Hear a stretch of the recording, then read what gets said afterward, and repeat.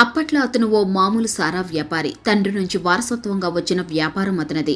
సారా ప్యాకెట్లు అమ్మడం, అక్రమ రవాణా, ఇతరత్రా వ్యవహారాలు చూసే ఆ యువకుడు కాలక్రమంలో 3,000 కోట్ల వ్యాపార సామ్రాజ్యానికి అధిపతి అయ్యాడు. కాంట్రాక్టులు, వ్యాపారాలతో కోట్లు గడించి రాజకీయంగా నిలదొక్కున్నాడు.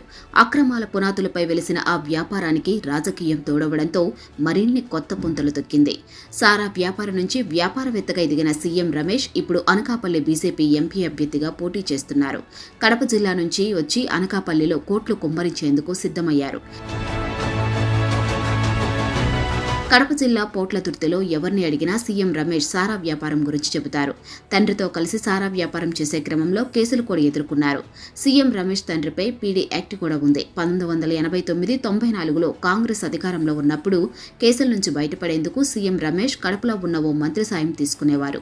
ఆ తరువాత ఆయన చంద్రబాబుకి దగ్గరయ్యారు. కుప్పంలో చంద్రబాబు కోసం దొంగ ఓట్లు వేయించి ఆయన దృష్టిలో పడ్డారు. ఆయనకు వ్యక్తిగతంగా కూడా బాగా దగ్గర మనిషిగా మారి టీడీపీలో స్థానం సంపాదించి రాజ్యసభ సభ్యుడు కూడా అయ్యారు. అధికారంలో ఉన్న వాళ్లను ఆకట్టుకోవడంలో ఆరుతేరిన సీఎం రమేష్ బాబుకి ఏపీలో అధికారం పోయాక ఆయన సూచనలతోనే బీజేపీలో చేరారు. ఇప్పుడు అదే బీజేపీ నుంచి అనకాపల్లి ఎంపీ సీటు దక్కించుకున్నారు. వాస్తవానికి అనకాపల్లితో సీఎం రమేష్కు ఎలాంటి సంబంధం లేదు. కానీ కూటమి టికెట్ సాధించి అక్కడ అడుగు పెట్టాలని చూస్తున్నారు ఆయన.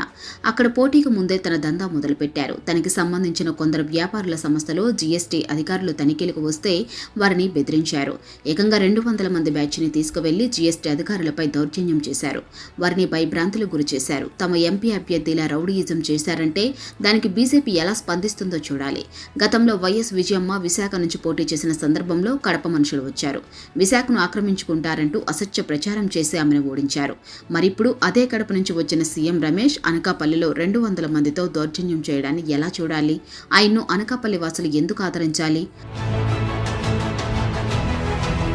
రాజ్యసభ సభ్యత్వాన్ని కూడా టీడీపీ నుంచి అలాగే కొనుగోలు చేసి వ్యాపార సామ్రాజ్య విస్తరణకు ఉపయోగించుకున్న సీఎం రమేష్ ఇప్పుడు లోక్సభ సీటుకు కూడా 100 కోట్లు ఖర్చు చేసేందుకు సిద్ధంగా ఉన్నారు.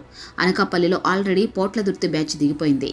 క్షేత్రస్థాయిలో పని మొదలుపెట్టింది. బీజేపీ పేరు చెప్పుకొని చంద్రబాబు అండ చూసుకొని చెలరేగిపోతున్నారు.